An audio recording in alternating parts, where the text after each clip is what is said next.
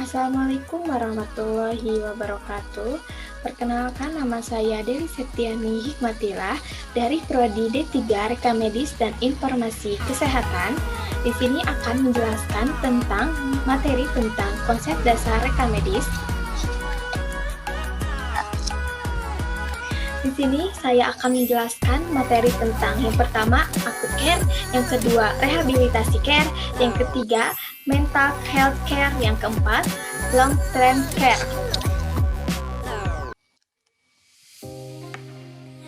Selanjutnya, yang pertama yaitu saya akan menjelaskan tentang acute care.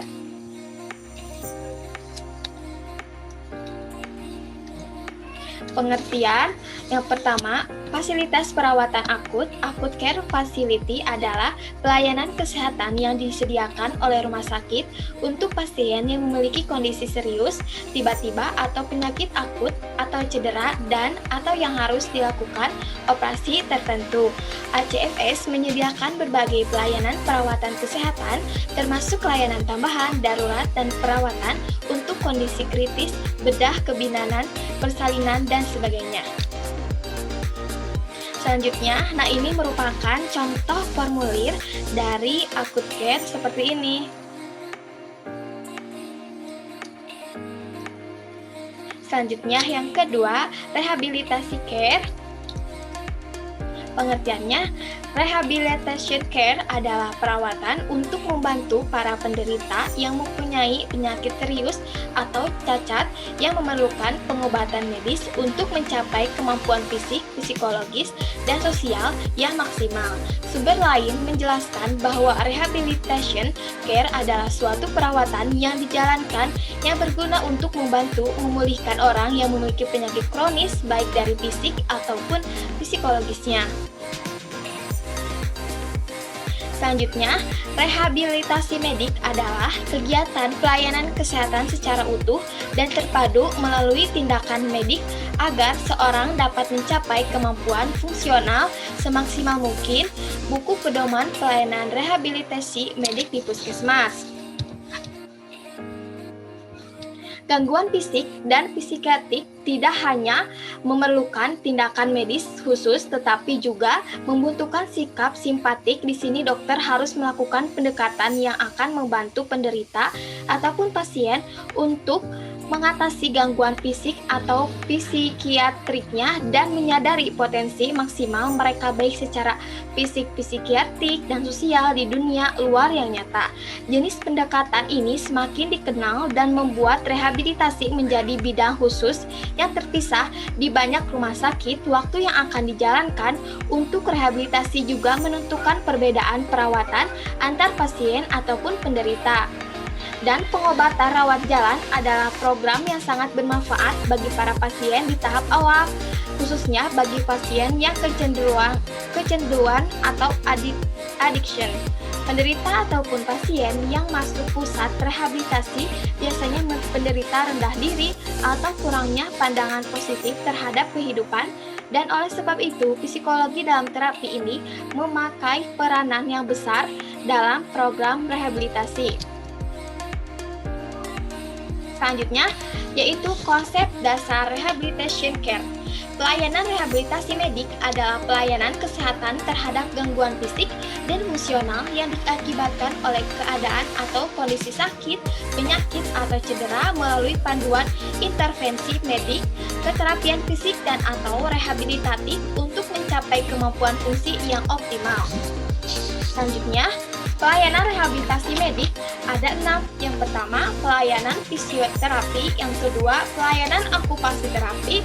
Yang ketiga, pelayanan terapi wicara. Yang keempat, pelayanan ortosis, prostosis. Yang kelima, pelayanan psikologi. Dan yang terakhir yaitu pelayanan sosial medik. Rehabilitation care untuk pelayanan rehabilitasi. Yang pertama, memerlukan perawatan untuk jangka waktu lama. Yang kedua, untuk penderita cacat akibat faktor keturunan, kecelakaan, atau cedera lainnya. Yang ketiga, usia semua umur. Yang keempat, membutuhkan bantuan dan latihan keseharian yang lebih banyak seperti pendidikan dasar, latihan kerja, dan lain-lain. Yang kelima, rawat jalan dan rawat inap. Selanjutnya, isi rekam medis rehabilitasi.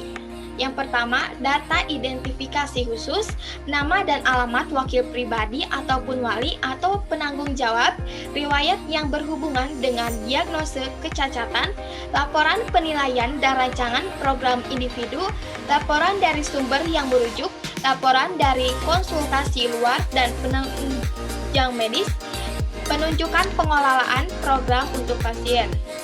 Selanjutnya, isi rekam medis. Yang selanjutnya, bukti keterlibatan peserta atau keluarga dalam proses penentuan program individu, laporan evaluasi setiap layanan, laporan konferensi staf, rancangan total program individu, layanan dan laporan kemajuan dan diberi tanda tangan dari setiap layanan, korespondensi yang ada hubungannya dengan individu. Yang terakhir, laporan discharge, pasien yang dinyatakan telah selesai perawatan baik rawat inap maupun rawat jalan. Ini merupakan contoh penerapannya, ada 5. Yang pertama, penyakit anak, misal penyakit otot pada anak, penyakit saraf, misal stroke, penyakit dalam misal rematik, bedah misalnya luka bakar, penyakit kandungan misalnya senam hamil, dan masih banyak lagi yang saya belum sampaikan.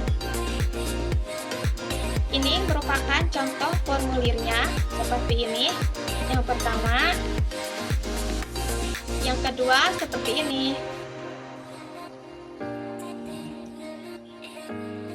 Selanjutnya, yang ketiga, mental health care. Menyediakan layanan kesehatan mental, kesehatan primer melibatkan mendiagnosis dan mengobati orang dengan gangguan mental, menempatkan di tempat strategi untuk mencegah gangguan mental, dan memastikan bahwa pekerjaan perawatan kesehatan primer mampu menerapkan keterampilan ilmu psikososial dan perilaku utama, misalnya wawancara, konseling, dan keterampilan interpersonal dalam pekerjaan sehari-hari mereka untuk meningkatkan hasil kesehatan secara keseluruhan dalam kesehatan.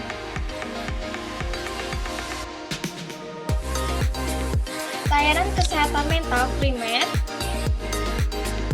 yang terintegrasi adalah perlengkapan dengan layanan kesehatan mental tingkat menengah dan tersier.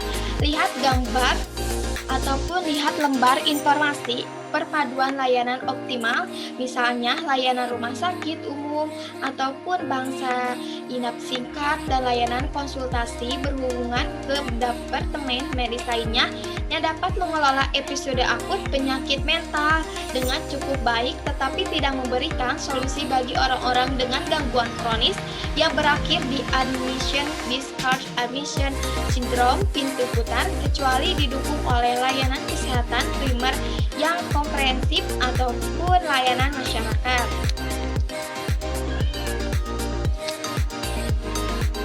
Selanjutnya, pendokumentasian rekam medis pada mental health care. Pendokumentasian rekam medis pada mental health care yaitu pekerjaan mencatat atau merekam peristiwa dan objek maupun aktivitas pemberi jasa pelayanan yang dianggap berharga yang penting pada khusus kesehatan jiwa. Pada zaman sejarah, orang yang mengalami gangguan mental tidak dianggap sebagai orang yang sakit karena mereka beranggapan bahwa orang yang mengalami gangguan jiwa atau mental disebabkan dimasuki oleh roh. Namun, penderita Cotton Mather mematahkan anggapan masyarakat tentang gangguan mental dengan menjelaskan secara fisik mengenai sakit jiwa itu sendiri. Seiring berjalannya waktu, dibentuklah sebuah rumah sakit jiwa untuk menampung orang yang memiliki gangguan pada jiwanya, sehingga pendokumentasian pasien dibutuhkan di rumah sakit. Selanjutnya, contoh formulirnya seperti ini. kedua seperti itu.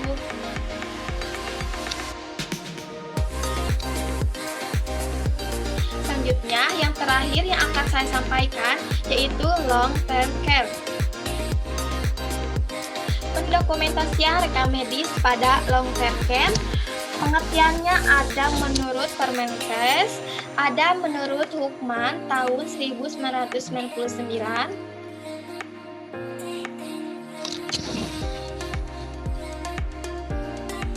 Intinya, long term itu merupakan perawatan jangka panjang. Selanjutnya, rekam medis pada long term care, ciri-ciri long term care yaitu pasien usia lanjut, memerlukan frekuensi latihan sedikit, memerlukan perawatan inap. Selanjutnya, macam-macam long term care. Yang pertama ada home care, database, pengobatan, dokumentasi berkelanjutan, persetujuan pelayanan, persetujuan perawatan, ringkasan pasien, dan catatan rumah. Yang kedua ada menurut hospice.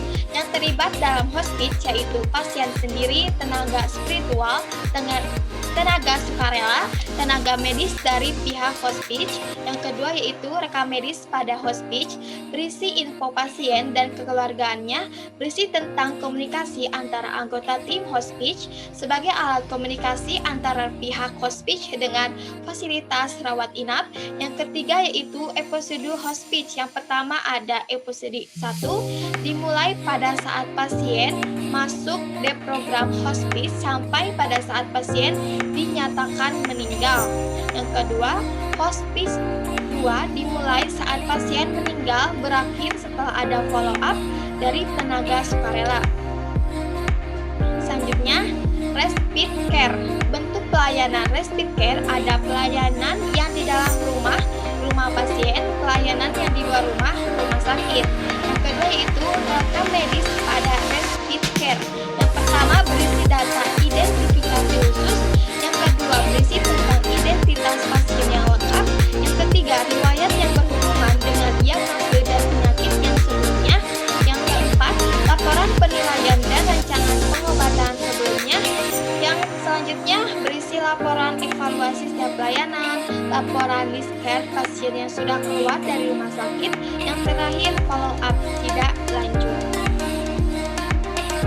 Selanjutnya ada nursing facility.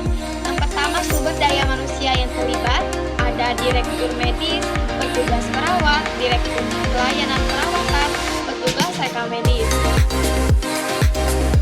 Selanjutnya rekam medis pada nursing facility ada berisi catatan klinis, lanjut data indeks pasien, lanjut evaluasi atau pemeriksaan waktu pasien masuk, lanjut rancangan perawatan yang komprehensif, menyeluruh, lanjut rancangan istirahat. Ini merupakan contoh dari pemulitnya seperti ini.